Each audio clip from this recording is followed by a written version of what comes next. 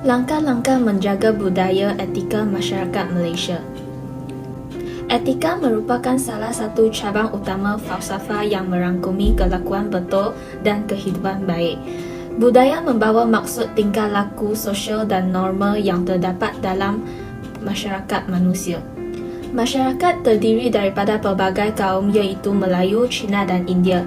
Budaya dan agama memang menjadi cabaran kepada kebanyakan negara, khususnya dalam mengurus kemajmukan sosial itu, terutama dalam aspek membentuk keharmonian, keamanan dan interaksi positif antara kaum, agama serta budaya.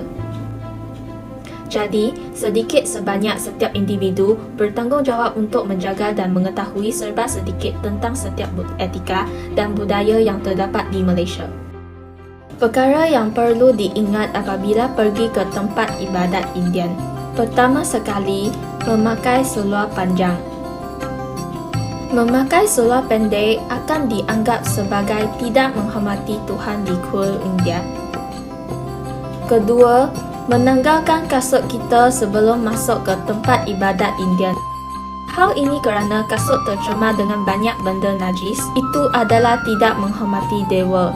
Tanda titik di dahi bersimbol keberuntungan dan perayaan.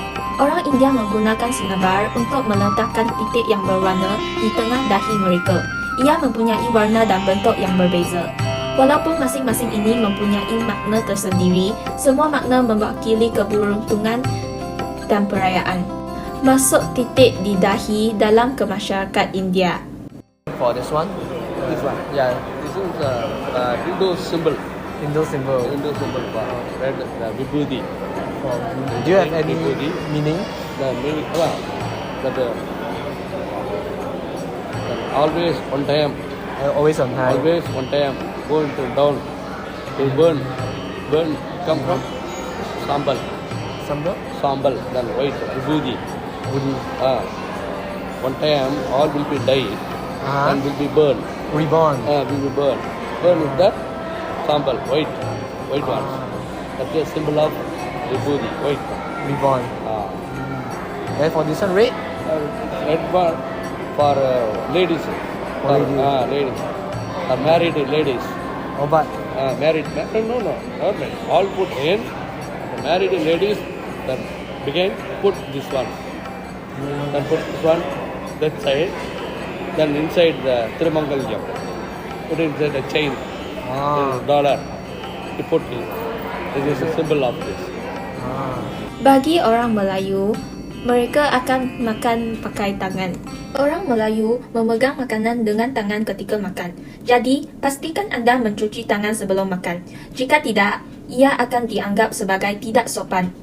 Bagi orang Cina pula, jamuan makan bersama keluarga dan saudara mara pada Tahun Baru Cina. Jamuan makan adalah bahagian terpenting orang Cina. Tidak kira berapa jauh, ahli keluarga akan berkumpul dan menikmati hidangan mewah. Kedua, memahami secara aktif adat budaya kaum Cina di kuil. Belajar ilmu tradisi dan pergi ke kuil untuk beribadat dan berdoa untuk keamanan.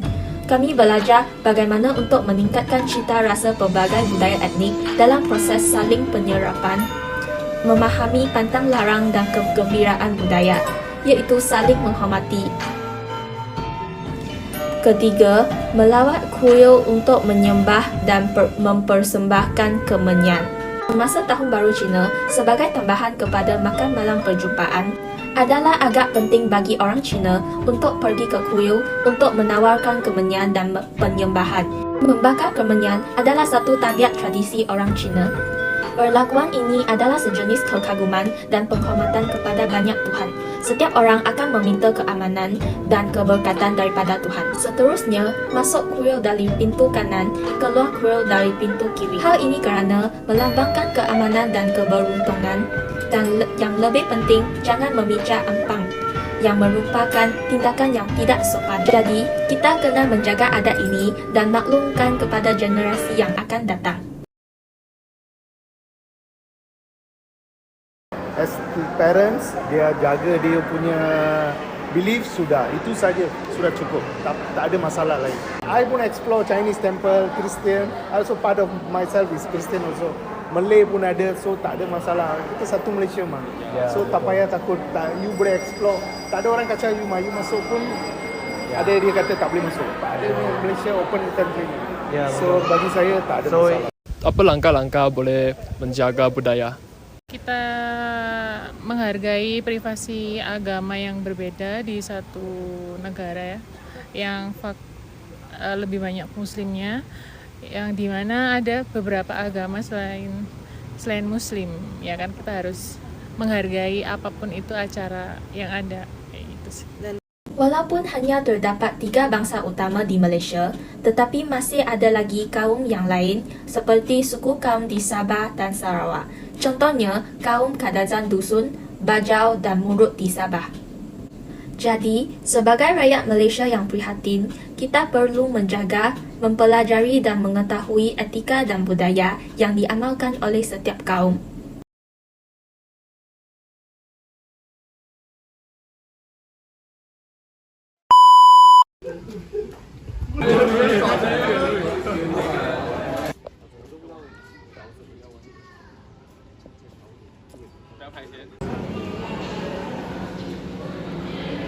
Three, 2, 1, action！ 讲话，讲话，讲话，讲话！我要拍这个，我要拍这个。